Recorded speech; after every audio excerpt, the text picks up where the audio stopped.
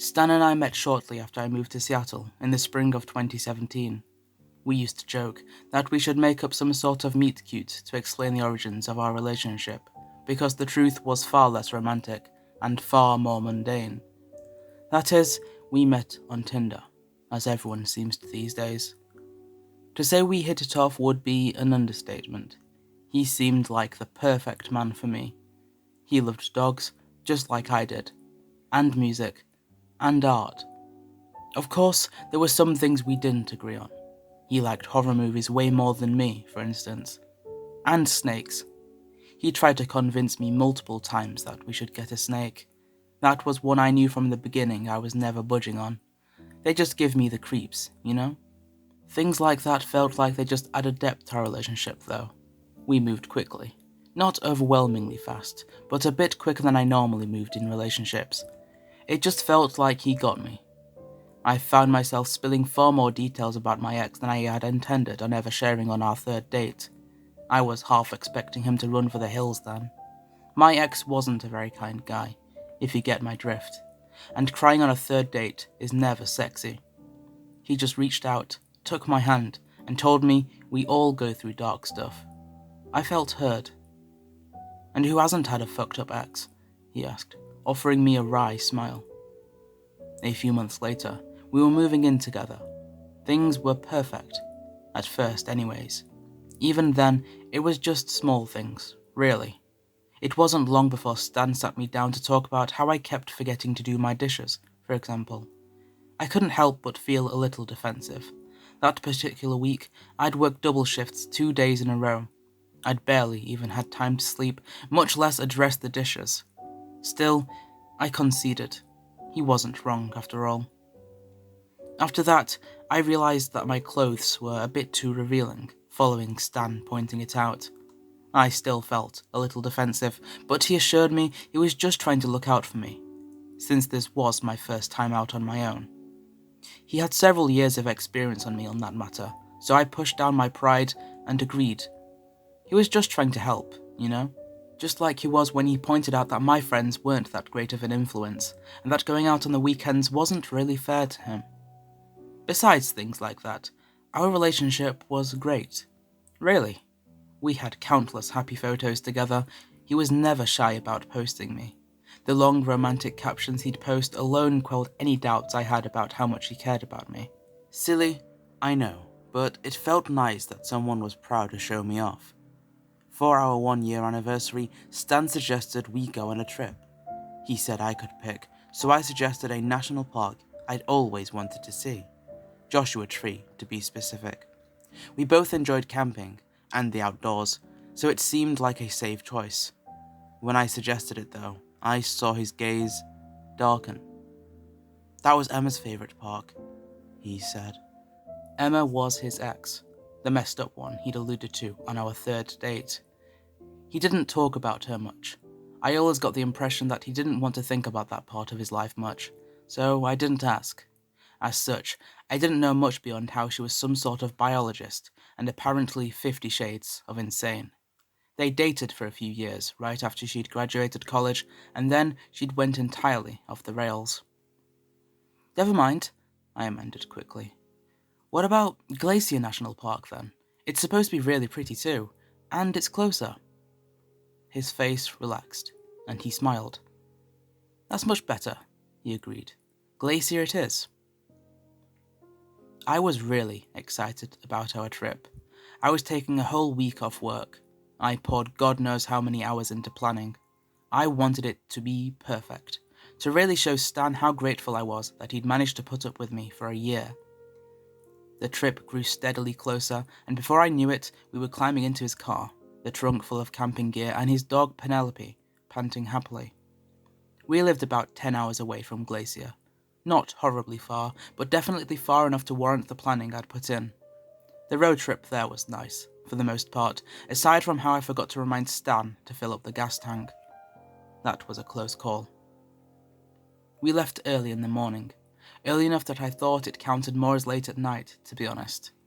By the time we were arriving at Glacier, the shadows were growing long, surrounded by gold. We'd have just enough time to set up our camp, I thought. We went to check in at the ranger station. Stan did the talking, while I pet Penelope behind him. I listened in on the conversation. It was mostly park guidelines, typical stuff like that. Stan, of course, was also chatting with the ranger like they were old friends. He was always charismatic like that. "We figured we'd head out here to celebrate. Isn't that right, dear?" Stan asked, turning to me. I nodded quickly. "Yep, can't believe it's been a year already," I said. The ranger, a youngish man with dark blonde hair tied back in a ponytail, looked past Stan to meet my gaze. "That's wonderful. Congratulations," he said. "You wouldn't happen to have any recommendations for things to do, would you?" Stan asked, shifting his weight so he stood in front of me. I almost opened my mouth to say I already had things we could do planned out. I had for nearly 2 months. I decided against it. Stan had told me recently that I tended to come across as bossy and condescending, and I was trying to work on that. Instead, I turned my attention back to Penelope as the ranger went over some trails and interpretive programs. Eventually, Stan shook his hand and we headed to our campsite. "I was reading about some trails we could try," I offered as we set up. "Oh, don't worry about that," Stan said. "I'm sure he just gave us more in-depth info than whatever research you read." "Right," I mumbled. The first night there was peaceful. We built a campfire. At one point, Stan dropped Penelope's leash. She ran over to the nearest campsite. Luckily, the couple there thought she was just as adorable as we did. Stan invited them over to join us around the campfire. I was a little disappointed. I had pictured getting up early to head out onto the hikes he'd suggested I'd plan out a few months ago, and it had already been a long day of travel. Still, plans change. The couple was incredibly friendly, on the bright side. The girl was named Marie, and the guy Michael. They'd been travelling in their van for the past 6 months. You know, I always thought van life sounded like it would be amazing. Of course we have her holding us down, Stan said, laughing towards me. It was hard enough to get away from work this week, I agreed, playing along. Well, a week out here is better than nothing, Marie offered. The next day, we headed out on one of the hikes Stan had chosen, getting up a bit later as I'd guessed would happen. It was pretty, I'd admit, and I was beginning to feel silly for being so controlling over what we did. When we returned to camp that night, we had dinner at the nearby restaurant and things felt like they were going nicely. This was the longest we'd gone in weeks without some sort of argument or me messing something up. After dinner, we stopped by the visitor centre to buy some more firewood. When we returned, Marie and Michael came over again. Not to chat, though. This time, they had a question for us. Or more, for Stan. Michael tried to keep his voice down as he asked Stan if he'd heard anything strange last night, as Marie had been spooked by something. I surmised they were trying not to scare me as well, though I thought that was rather silly. We were in the woods, after all. It seemed like weird noises were to be expected.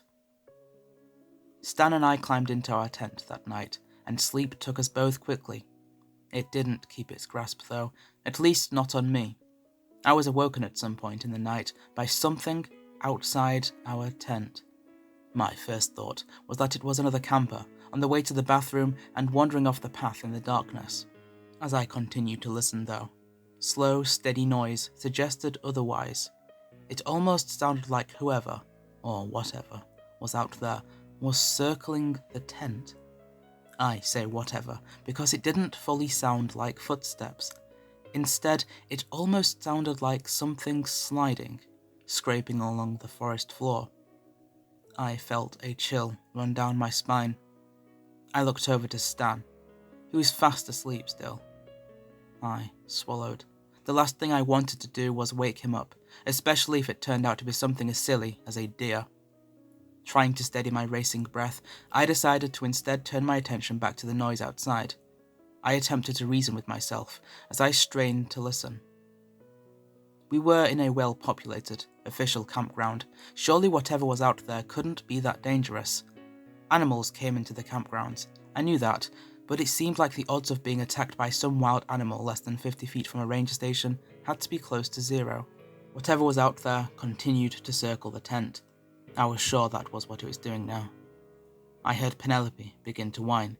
She'd evidently been awoken as well. I looked at her, trying to make out her small shape in the darkness. I wanted to call her over to me, away from the entrance of the tent. I knew that if whatever was out there was dangerous, a few extra feet between her and it wouldn't do much good. I didn't dare call out anyways, too scared of alerting whatever was out there to our presence. As I continued to listen, I heard the strange sliding noise stop. It sounded like it was right behind the tent, right above Stan and I.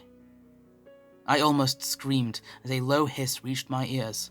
That was enough for Penelope, evidently, as she collapsed into a fit of panicked barks.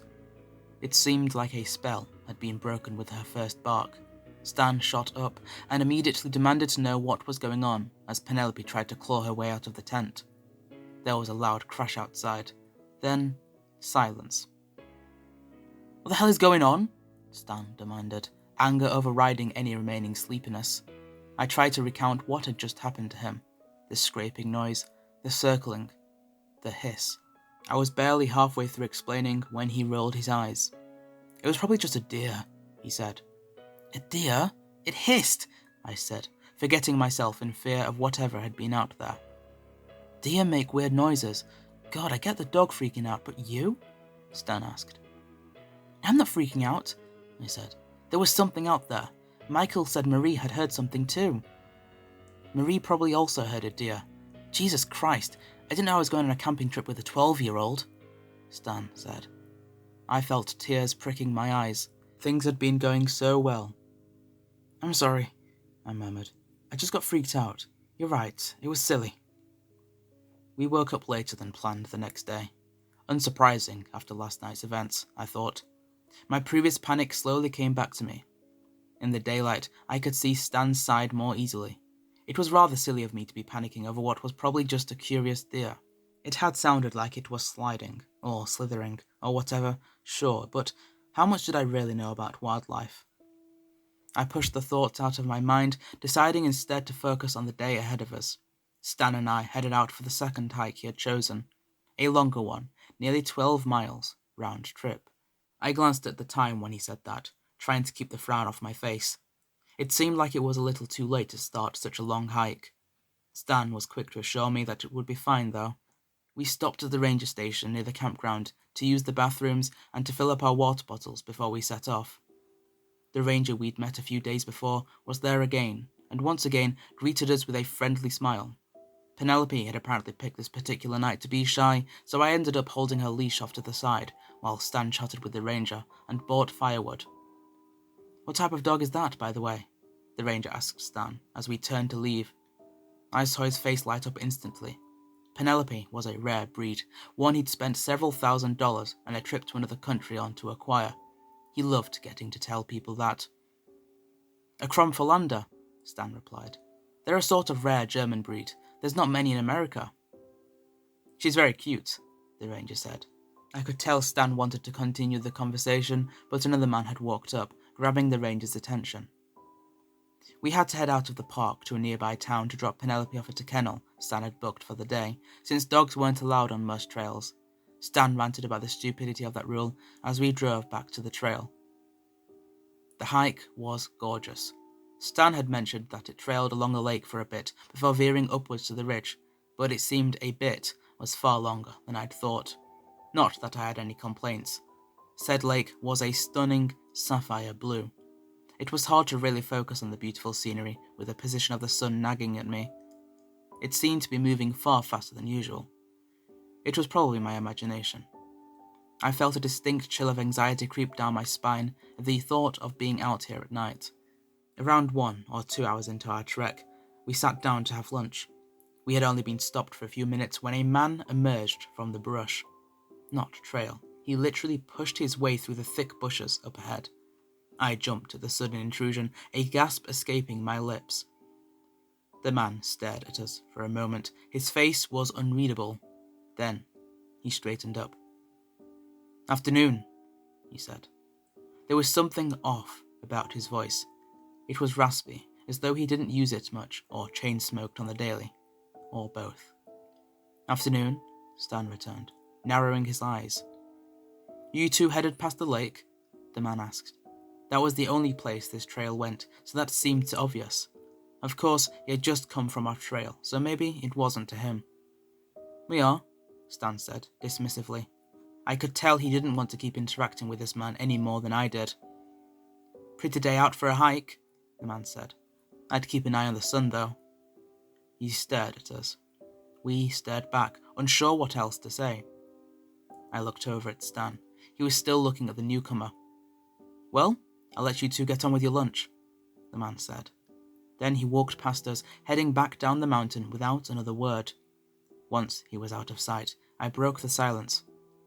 "The hell was that?" I asked, my voice a whisper. Stan shrugged.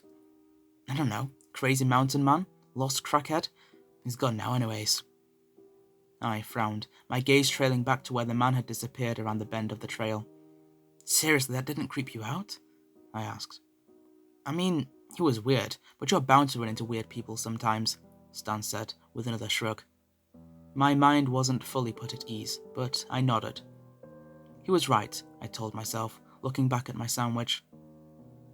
Once we finished lunch, we continued hiking. I couldn't help but notice how few people were on the trail that day. That, combined with the strange man from earlier, and of course the ever-present knowledge we were in grizzly country, kept my anxiety constantly at the edge of boiling over.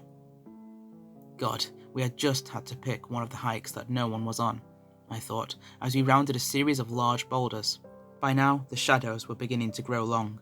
We still hadn't reached the ridge. We hadn't even cleared the lake. I felt like we must have been well past the 6 miles it took to reach the ridge at this point. I debated whether or not to say something. I decided against it. Stan would just tell me he knew what he was doing, that he was the hiking expert, with several years of experience on me, and all of that. So we continued on. When the sun was beginning to dip behind the mountains, though, and we were still nowhere near any sort of ridge, I finally stopped. "Maybe we should start heading back," I suggested, gesturing towards the sun. Stan turned to face me. His face was red and shiny with sweat, both emphasized by the orange glow of the sun. "It should be right up here," Stan said. "Well, do you have the map? I could take a look at it," I offered. Stan rolled his eyes. "I know how to read a map, Michelle," he said. He set his bag down, presumably to pull the map out. After a few moments of rustling around, he looked up at me. "Did you take the map?" he asked, an icy edge to his voice. "No, I haven't touched it," I said quickly. "It's not there? Why would I be asking you if you took it if it wasn't here? God, Michelle, you can be really dumb sometimes." Stan gave the backpack a kick in frustration. "Sorry," I said, swallowing. I took a steadying breath. "Maybe it fell out." "It was right here," Stan said, shaking his head. "I know, I packed it." "I know, I saw you pack it." "Did you take it out during lunch?" "Maybe we can check Google Maps," I suggested. I pulled out my phone, only to be greeted with no reception and a dying battery. So much for that idea. I took another breath, trying to stay calm. We weren't lost, at least, I reasoned. We were still on the trail, even if it wasn't the trail that led to the ridge. We could still backtrack. I told Stan as much. The dying sunset was growing even more golden, adding urgency to my words. If we hurried, we might be able to get at least halfway off the mountain before dark. Maybe to a more populated area of whatever this trail was. "All right," Stan said. "Come on, let's get going." Our descent was tense, to say the least. I could practically feel the anger coming off of Stan, and I didn't dare say anything for fear of making it worse. Despite our best efforts, we weren't even back at our lunch spot when dusk began to turn to dark, and it became nearly impossible to see. I pulled my phone out. Its flashlight barely cut a few feet ahead through the inky blackness, but it was better than nothing. Stan did the same. I frowned, wishing I'd checked with him that he'd brought a flashlight. I'd assumed that was a given, with all of his hiking experience. Oh well, I could hardly judge someone for forgetting something. Our progress was massively hindered by the dim lighting. That, along with the rocky trail, made every step feel like a potential fall. Potential turned into actual when I misjudged a loose rock. It gave way beneath my boot. I yelped as I fell to the ground, the cold stones cutting into my flesh. My phone hit the ground, the light disappearing. I saw the remaining light spin around. Jesus Christ, I told you to watch your step, Stan said. I winced. Sorry, I said. I just don't want you to get hurt, Stan replied. Are you all right? He crouched down in front of me, the light shining in my face. I gave a soft nod. I think so, I said. I raised my hands to examine the damage. A couple of scrapes, but nothing worse. That was a relief. It definitely hurt worse than that. I looked back to the ground, scanning for my phone. Thankfully, it had only fallen face down. It seemed to be working fine otherwise. Stan helped me to my feet, and we continued on. We hadn't taken more than 3 steps each when we heard it. A sharp crack in the woods to our right. Both of our heads snapped towards the source of the sound at the same time. I felt my blood run cold. Please don't be a bear. Please don't be a bear, I prayed silently. Probably just a deer, Stan said.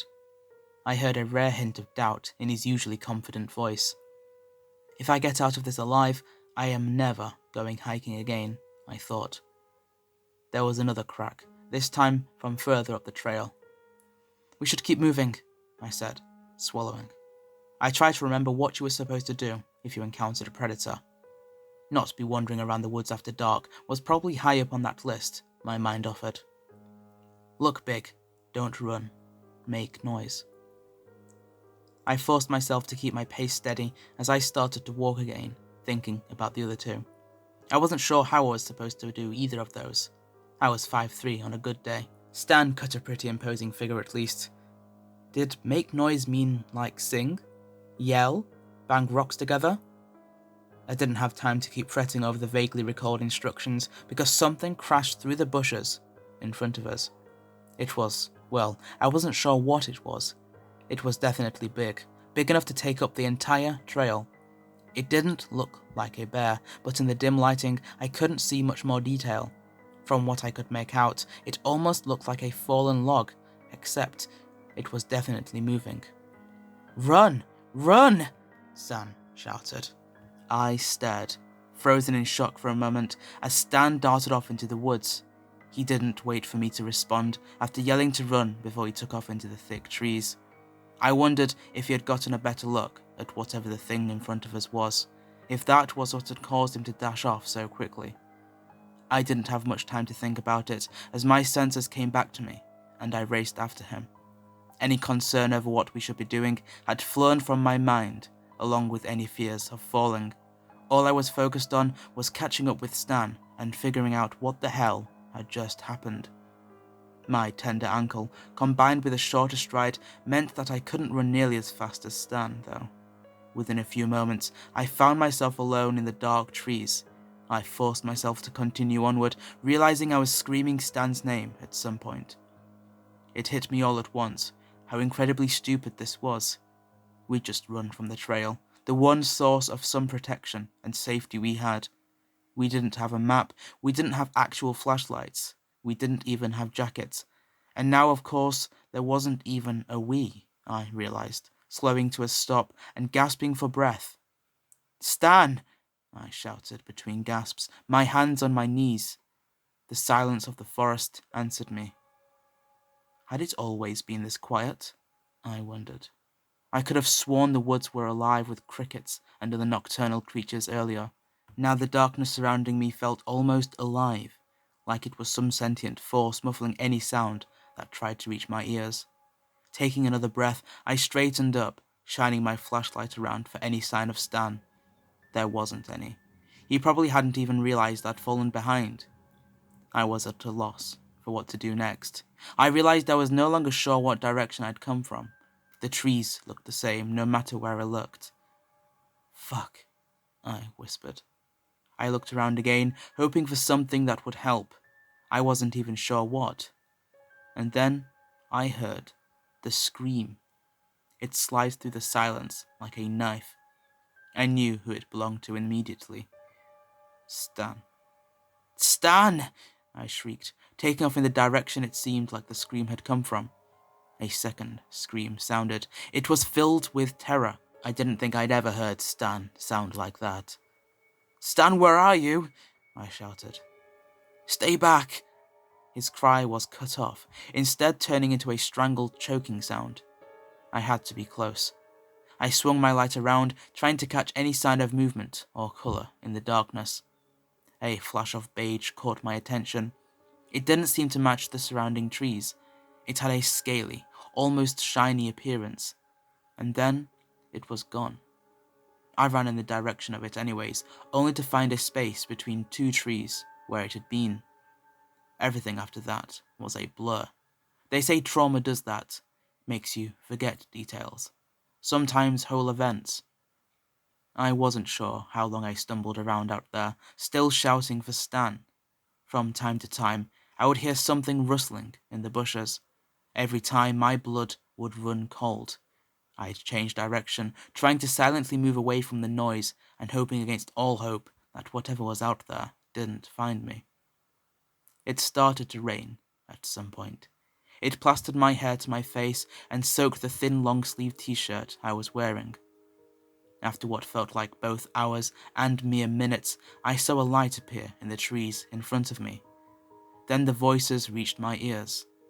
Faint at first, and then loud enough to make out the words. "Well, I hope you're feeling better." "I'm fine. I think I just ate something that didn't agree with me." A few moments later, I stumbled out of the trees, practically into the gravel parking lot. There were two people standing in the parking lot, in the headlights of a truck with a park service logo. I shielded my eyes. I heard surprised, then relieved murmurs as they noticed me. After that, I remember someone catching me as I collapsed, repeating that there was something out there. I'm fairly sure I wasn't making much sense at that point. One of the rangers, the blonde one we'd met before, ironically enough, hurriedly gave me a blanket, ushering me into the warmth of the truck while the other radioed the situation in. Apparently, they'd gotten a report of an abandoned car in the parking lot and had come out to investigate, I'd learn later. I'd gotten lucky and stumbled out of the tree line just before they left. Sitting in the warm truck, feeling began to return to both my body and mind. "Stan is still out there," I said, my voice weak from a mixture of exhaustion and fear. "You have to go and find him." "The Stan was hiking with you?" the other ranger asked. I nodded. "We got separated. I heard him screaming. I think there's something out there. It got him." I collapsed into sobs at that point. "All right, it's going to be all right. You're safe now," the darker-haired ranger said. "I'm Ranger Tom Thornton. This is Ranger Alex Lindholm. What was your name?" "Michelle," I said, trying to take a steadying breath. "Michelle Harrington." "And you were hiking with someone named Stan?" Tom asked. "My boyfriend," I said. Stanley Daniels. We headed out late, and it got dark so fast, and I should have told him we needed to go back. And then there was something out there." Alex gave me a sympathetic smile, nodding as if to encourage me to keep going. "We heard it first, and then this thing landed in front of the trial. It was too dark to see what it was, and Stan started running, and I tried to follow him, but he was just gone, until I heard him screaming. Oh God, the screams, they were awful. You guys have to go and find him. You have to find whatever that thing was. It was following me, oh my God." I collapsed into sobs. The rangers exchanged glances, and I realized how insane I must sound, rambling about a vague something in the forest that had stalked me and attacked my boyfriend. To their credit, neither of them outwardly expressed their doubt of my story. When I finished speaking, Tom nodded. "Okay, we're going to get a search party together for your boyfriend. How about you come back to the station with us? EMTs can check you out, and we can figure out what we're going to do next," Tom said. I gave a small nod through the tears that were still flowing. I just wanted to be away from that forest as soon as I could be. The drive back to the ranger station felt surreal, the trees spilling past the car window in a haze. I winced as my arm bumped into the truck's door while climbing out upon arriving. "You okay?" Alex asked. I nodded quickly. "Did you hurt your arm out there?" "No, it's from something else," I said quietly. I shifted, pulling my sleeve further over the dark bruise on my upper arm. "Okay," he said, for a moment looking like he wanted to question me further on that. I prayed he wouldn't. For the first time that day, it seemed like my prayers were answered. We headed inside, and by the time I was done answering a further barrage of questions and being checked out by the MTs, the sun was beginning to peak over the horizon. The Rangers had coordinated a search party in surprisingly little time. By the time the sun was fully up, they had already headed out there. A ranger named Crystal Everts was kind enough to keep me company for most of the sleepless morning that ensued. I found myself endlessly grateful for that company. I had never really thought about the aftermath in these sort of situations before. It seemed like stories always ended up with being rescued, the aftermath left to the footnotes. Now that I was experiencing it, I was glad it at least included a mug of coffee, even if it was instant coffee. "Do you think they'll find him?" I asked between sips. Crystal gave me a soft smile, but I saw doubt flickering in her eyes. "They'll do everything they can. We have some of the best search and rescue rangers in the country," she said. I was silent for a moment. When I spoke again, it took me a moment to even realize I was doing so. "It got him." "What you thought you saw out there?" Crystal asked. "I didn't think I saw it. I mean, I don't even know what I saw. But I know there's something out there," I said. "I sound crazy, don't I?" I said after a minute. Crystal shook her head. "You sound like you went through something very difficult. Sometimes, in those situations, our mind can play tricks on us," she said. "That just seems like a polite way of saying I sound crazy," I said. I glanced past her to a photo on her desk. It contained a group of smiling people. I recognized 3 of them. The other 3 were unfamiliar. A tall man with a cowboy hat, a blonde woman wearing a bright orange tank top, and a redhead with a Medusa tattoo snaking around her upper arm. "Those are the 2 rangers who found me. Are you friends?" I attempted to change the subject, nodding to the figures I recognized in the photo. Thankfully, it seemed to work. Crystal glanced back at it. "Alex and Tom? Yeah, they're good guys," she said. "Who are the others?" Truthfully, I didn't really care who the other people in the photo were, but talking about something random felt preferable to thinking about the present. Crystal seemed to pick up on that. "Well, the blonde woman, that's Lauren. She's our tour guide. The bearded guy, he's a ranger too. His name's John. And the redhead, she worked here as a biologist." Before she could finish, a man I didn't recognize appeared in the doorway. "We found something," he said. "Stan?" I asked. He shook his head. "A phone and a backpack. We think there's human blood on it. In the area you were found, we think it might be his. Do you think you'd be able to confirm?" Yeah, I can do that," I said. He glanced over at Crystal. There was something unreadable in his eyes. I couldn't even begin to decipher what it was. They took me to see the cell phone. It sat neatly in an evidence bag, a sight that seemed in stark contrast to the rusty brown that covered the now cracked screen. I felt my blood run cold. The bag was in much the same condition. I recognized it as Stan's immediately. It was the one he'd taken with us hiking that day. Now one of the straps was torn, and the same red that covered the phone speckled the backpack. I felt my breath catch in my throat as I looked at it, somehow knowing that was all they would find of Stan. "I told you it got him," I said, my voice cracking in fear and barely above a whisper. Crystal looked at me sympathetically. "Well, it does seem like something happened," she said. "But for all we know, he could have just fallen and hurt himself. We might still find him." I glanced back at the bag, doubt filling my mind, and gave an unsteady nod. I didn't have enough energy left to try to convince anyone of a story that sounded crazy even to me. After I confirmed that the phone and the backpack was indeed his, Alex and Crystal took me back over to my campsite. I had called my parents. I hadn't spoken to them in ages, so I can only imagine how it felt to receive a call like this out of the blue. Despite that, they were relieved, both to hear from me and to hear that I was okay. They'd insisted on flying out the next day to bring me back to our home. Home. That was a word that hadn't had a meaning to me for a while. Stan and I's apartment had never really felt like a home, if I was being honest. They weren't the only ones feeling relieved, though guilt coursed through me as soon as I realized this. Stan was most likely dead, and I was feeling relieved. How messed up of a person are you? God, he was right. I am a psycho, I thought bitterly, as we drove back to the campground. The 2 rangers had volunteered, on their day off at that, to help me pack up the camp and drive me to a nearby hotel that my parents had booked. They insisted it was nothing, but as I stepped out of the truck and looked at the empty tent, that nothing felt like it meant the world to me. It didn't take long to pack things up, not with 3 people, and 2 with enough experience for at least a dozen. I wondered what I was supposed to do with Stan's things. Crystal left towards the end to use the restroom. Are you okay? Alex asked quietly as she walked away. Yeah, I'll be fine. Stan is the one. No, are you okay? Alex glanced towards my shoulder, the one with the bruise.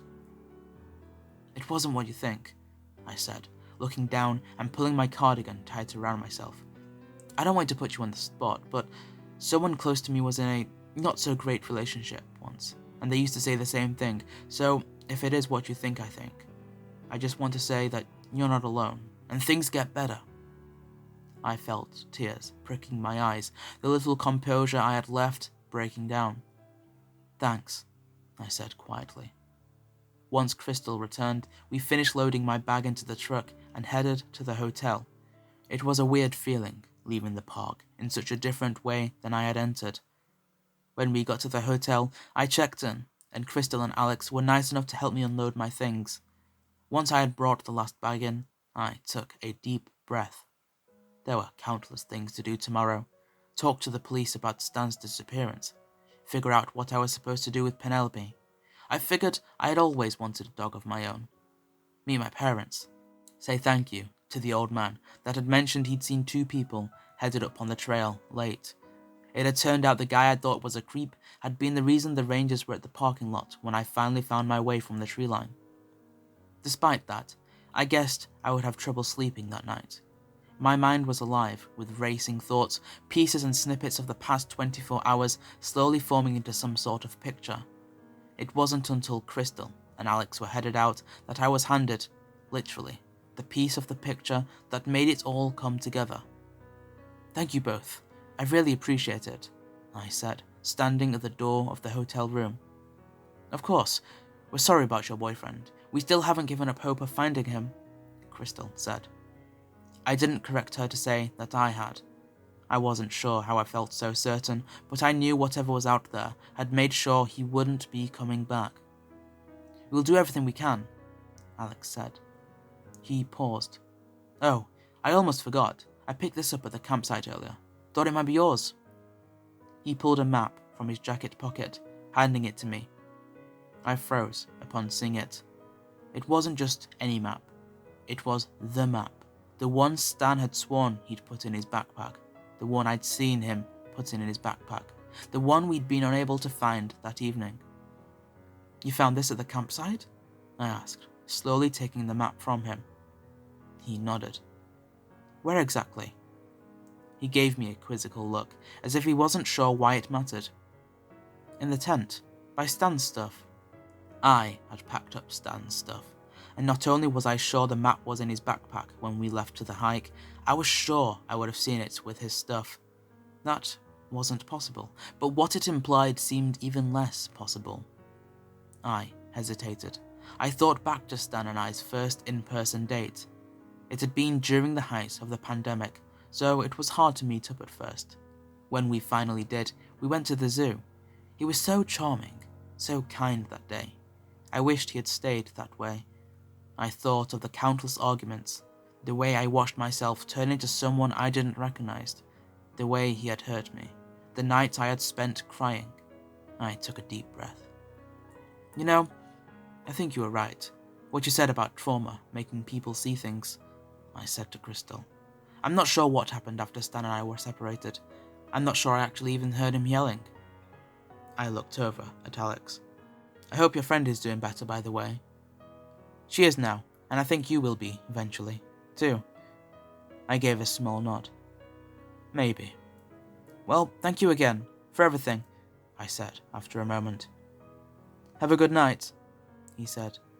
I closed the door, feeling like I was also opening one to another chance at life, to healing, to freedom.